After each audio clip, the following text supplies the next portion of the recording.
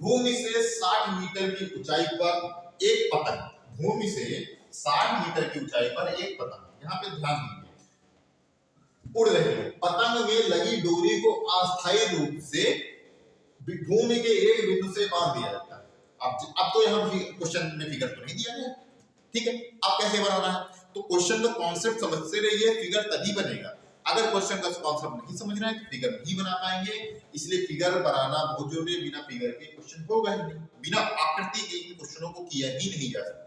तो यहाँ पे देखिए, पतंग में लगी डोरी को अस्थायी रूप से बांध दिया। अब पहले जैसे क्वेश्चन का वैसे कह रहा है भूमि के 60 मीटर की ऊंचाई पर, अब भूमि से 60 मीटर की ऊंचाई पर एक पतंग उड़ रही है। हमने मान लिया ये पतंग हो गई, पतंग उड़ रही है, ये जो ऊंचाई है वह हो गई 60। अब जैसे जैसे क्वेश्चन है वैसे वैसे रखते रहिए।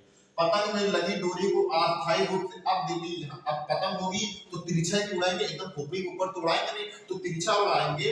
यह अस्थायी रूप से कितनी अस्थायी रूप से 60 डिग्री के कोण में बांध दी जाती है।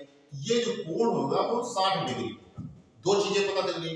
अब आगे, यह मान की डोरी में कोई ढील नहीं है, डोरी एकदम टाइट है। यही तो हमने माना है कि डोरी एकदम टाइट है, तो यहाँ पता होगा यहाँ डोरी बंधी हुई है, ठीक। यह मान लीजिए डोरी ढील नहीं है, तो डोरी की लंबाई हमको ये क्या करना है, बस कहानी खत्म। हमको क्या करना है, ठीक। डोरी की लंबाई हमने बताया था कि दो चीजें, तीन चीजें दी होगी, उसमें दो ज्ञात होंगे, तीसरी ज्ञात कर लेंगे। तो यहाँ पे एक ये पता है, एक ये पता है, एक ये, इन तीनों में हमको दो चीजें पता है, तीसरी हमको ज्ञात कर लेनी है। इसको मान लिया हमने ए, इसको मान लिया हमने बी, इसको मान लिया हमने सी। तो यहाँ पे लिखेंगे त्रिभुज ए बी सी से। अब त्रिभुज ए बी सी में हमको ज्ञात क्या करना है, हमको ज्ञात करना है कर्ण। हमें पता है कि साइन के कोण में ही कर्ण का मान होता है, इसलिए यहां मान लेंगे साइन थीटा बराबर लंब, और लंब है बीसी और बटे कर्ण, और कर्ण है एसी। बस कहानी खत्म। साइन 30 की वैल्यू हो गई, साइन 30 यहाँ पे 60 है, सॉरी साइन थीटा की वैल्यू 60 है, तो यहाँ पे वैल्यू रखते चले जाएंगे। थीटा की वैल्यू 60, बीसी की वैल्यू हो जाएगी 60, और एसी की वैल्यू हो जाएगी 1। ठीक, के का मान हमको क्या करना है। साइन 60 की वैल्यू होती है √3/2, 60 पहले से दिया गया है, के की वैल्यू ज्ञात करनी है, क्रॉस मल्टीप्लिकेशन कर लेंगे। जब इसका गुणा इससे करेंगे तो हो जाएगा √3 के, और इसका गुणा जब इससे करेंगे तो ये हो जाएगा 120। उसके बाद क्या करेंगे, ये रूट इस तरह जाएगा तो के बराबर हो जाएगा 120 बटे में अंडर रूट। अभी बताया था कभी भी बटे में रूट का चिन्ह नहीं होता है, तो यहाँ पे परिमेयकरण कर देंगे।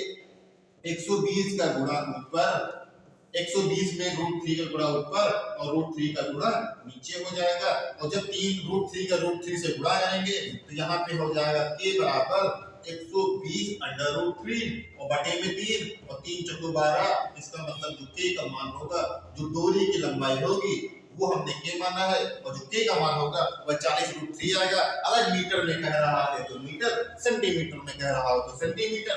यहाँ पे बात मीटर की है तो मीटर हो जाएगा। ऐसे कुछ लोग कितने आसान तरीके से किया जा सकता है, अब तो आप समझ ही गए होंगे। तो बस कॉन्सेप्ट क्लियर रखिए, 5 मिनट का समय दीजिए, क्वेश्चन को आराम से देखिए, गारंटी है कि आप क्वेश्चन समझ जाएंगे। बस हमें ध्यान में ये रखना है कि फिगर कैसे बनाना और वैल्यू कैसे ज्ञात करनी है। साइन लगाएंगे कि tan लगाएंगे, तो हमने भी बता दिया कि जो वैल्यू ज्ञात करनी हो कर्ण, और कर्ण हमको किसमें दिया होता है, तो साइन में है तो कोसेक में, तो क्या दिया तो कोसेक लगाओगे, यहाँ तो साइन लगाओगे। ज्यादातर लोग साइन लगाते हैं इसलिए साइन लगा के किया, कोसेक लगाएंगे तो क्या जाएगा tan भी लगा सकते। क्यों, क्योंकि हमको tan में होता है लंब बटे आधार। आधार हमको ज्ञात नहीं करना है, हमको ज्ञात करना है डोरी की लंबाई।